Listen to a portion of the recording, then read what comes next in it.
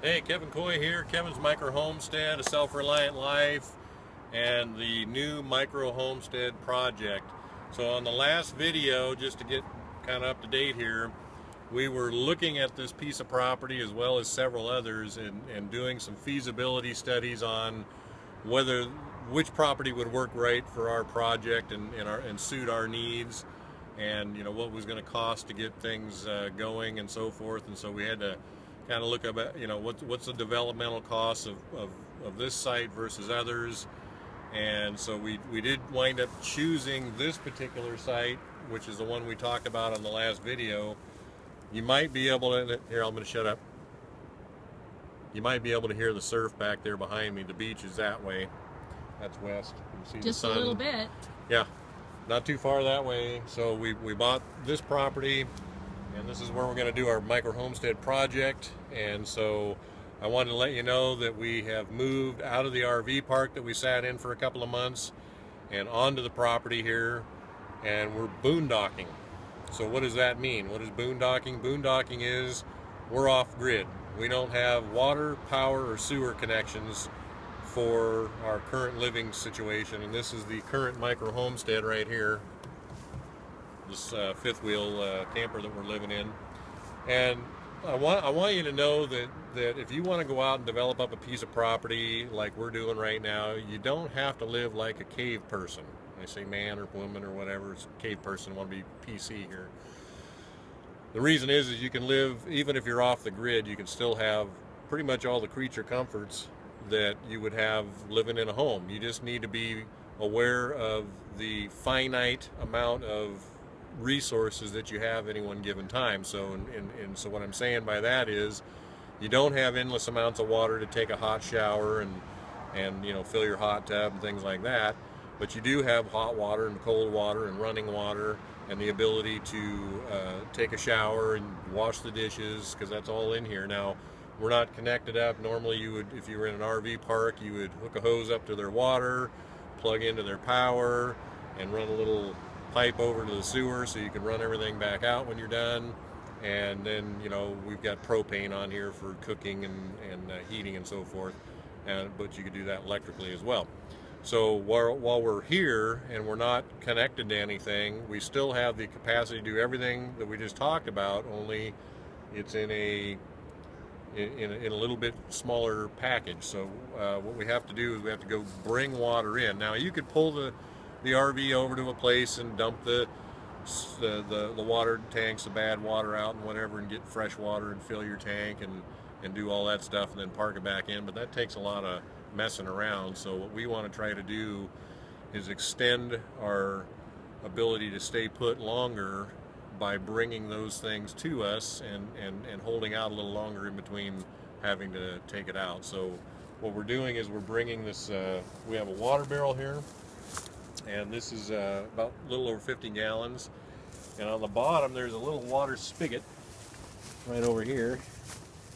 And you can hook, usually I'll have this sitting up in the truck full of water. I'll go down and fill it up.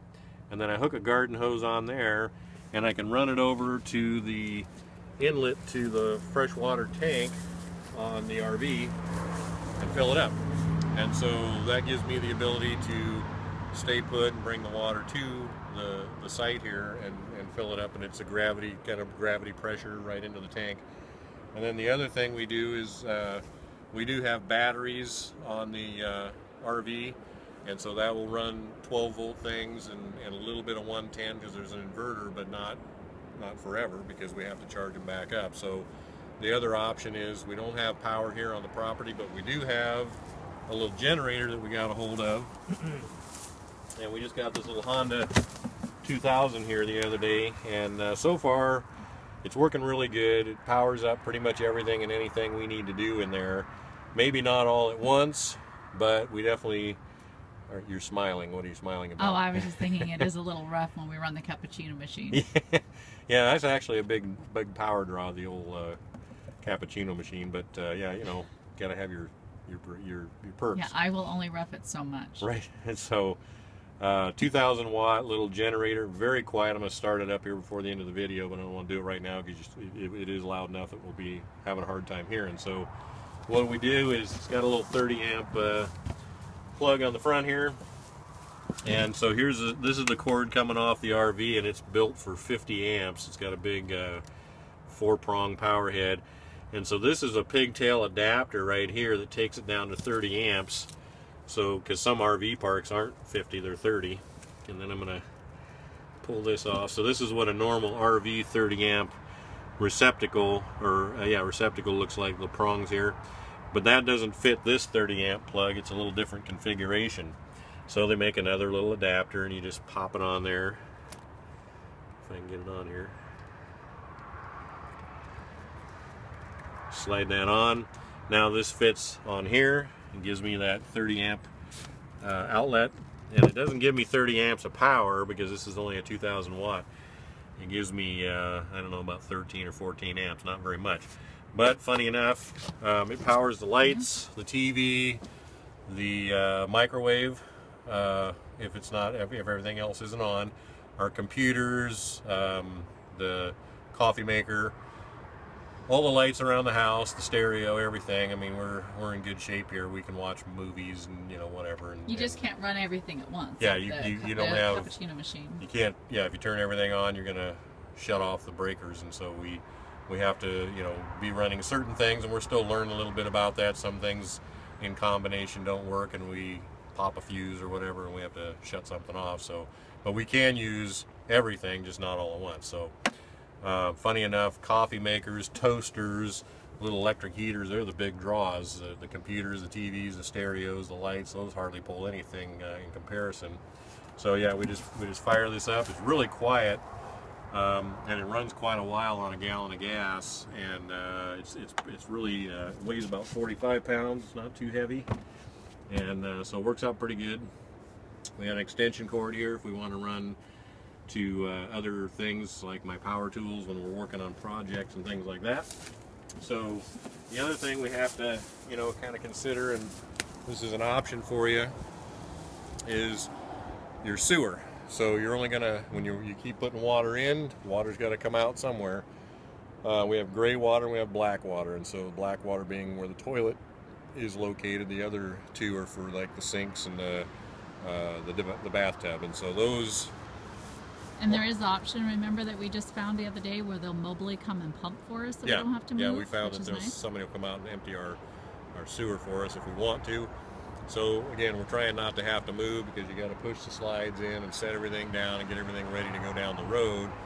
And it's time consuming, and then hook it on and take it out and bring it back and back it in and all that stuff. And so we're trying to avoid that any more than necessary. So the other option on extending your sewer is, my wife is making faces behind the camera, is the old sawdust dunny. That's what they call them in Australia, dunnies, toilet. Bucket and some peat moss, which we got a bag of right here, and do your stuff, cover it up, kind of like a cat, and then you don't have to deal with filling up these tanks and having to go out and drain them or bring somebody in and paying to haul it off, and then we can just compost that, and it winds up being great for the roses. So anyway, so we're able to get around here pretty good. We do have the permits and things going, and things are in motion to start getting the infrastructure, which is, you know, bringing in and getting a septic system, which is what we're going to do. We're not going to be on a sewer line. We're going to be have our own septic system, our sewer system over here. And then we have a well that we need to see if we can develop. There's a little well down here we'll talk about on another video. And then the power is right here on the edge of the lot, and we just we're waiting to clear some trees and some brush out of here for the house site. And so before we put power in, and we don't want a tree coming down and whacking it, so we're waiting. We'll have power, you know, relatively soon as well, and so we'll have all the things back in. I think we're getting cable and internet here pretty quick, so we're really roughing it hard here.